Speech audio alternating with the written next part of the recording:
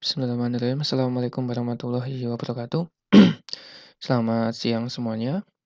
Hari ini saya akan membagikan materi tentang perintah switch pada bahasa pemrograman C++. Jadi, langsung saja, apa fungsi dari perintah switch? Nah, perintah switch ini biasanya dia satu paket dengan yang namanya perintah case. Makanya kadang dinamakan dengan perintah switch case. Jadi perintah switch itu berfungsi untuk memilih satu dari banyak perintah dari program yang dieksekusi. Contohnya di sini ada case X, kemudian ada case Y, kemudian nanti juga ada case Z, kemudian case A, B, C, D, banyak. Jadi ada banyak perintah. Kemudian perintah switch ini akan memilih satu.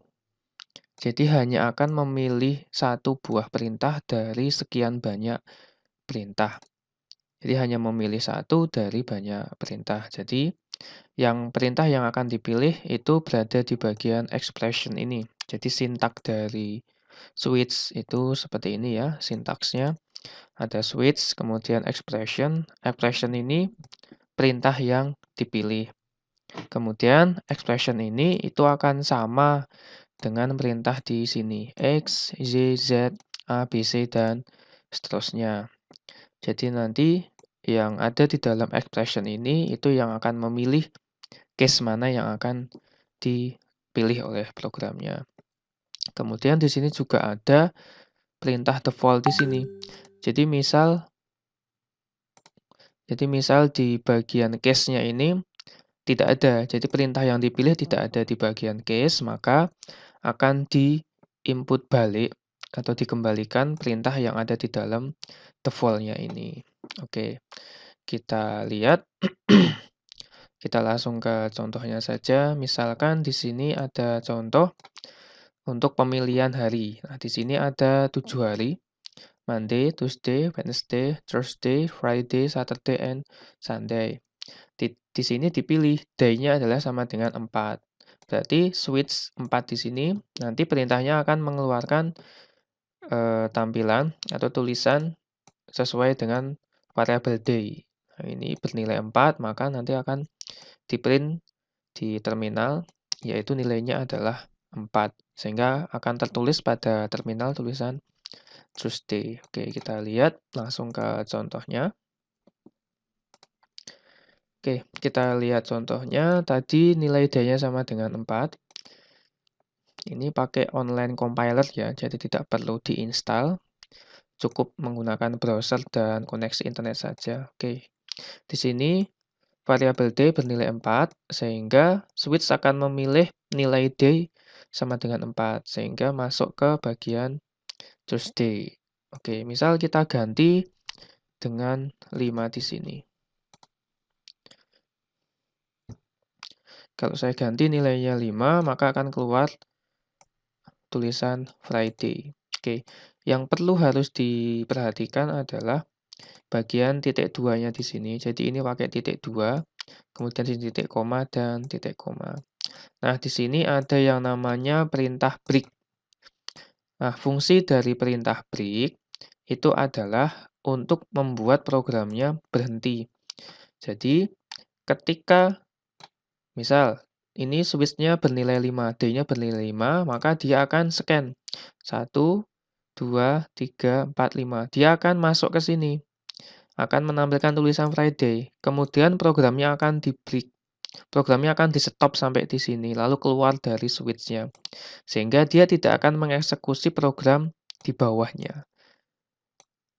Jadi break ini fungsinya untuk menghentikan program dari switch-nya agar dia berhenti karena dia sudah masuk ke bagian kondisinya tadi. Yaitu fungsi dari perintah break. Oke, jadi biasanya juga switch ini sebenarnya memiliki fungsi yang sama dengan perintah if. Namun, kelebihan dari switch ini adalah dia hanya akan mengeksekusi satu buah perintah saja di dalam switch-nya. Beda dengan if. Kalau if yang jumlahnya banyak, if ke bawah seperti itu, maka semua if-nya itu akan dieksekusi.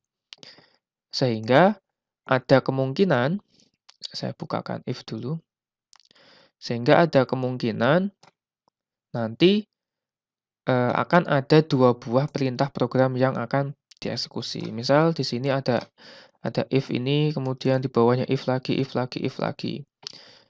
Maka semua perintah if-nya itu akan dieksekusi. Oleh karena itu ada yang namanya perintah else if ini. Jadi perintah else if ini fungsinya agar program if yang berjalan ini hanya dieksekusi satu buah perintah saja, tidak semuanya dieksekusi. Sehingga akan menjamin bahwa hanya satu buah program yang dieksekusi. Seperti itu. Jadi hampir sama perintah switch dengan if itu.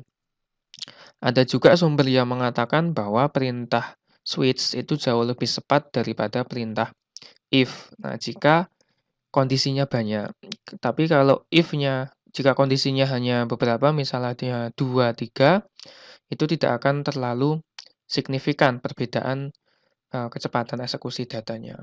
Oke, kemudian di sini juga ada perintah yang namanya perintah default. Nah, tadi sudah saya sampaikan bahwa ketika kondisinya tidak masuk dari perintah switch, maka akan dieksekusi kondisi default-nya. Sebentar.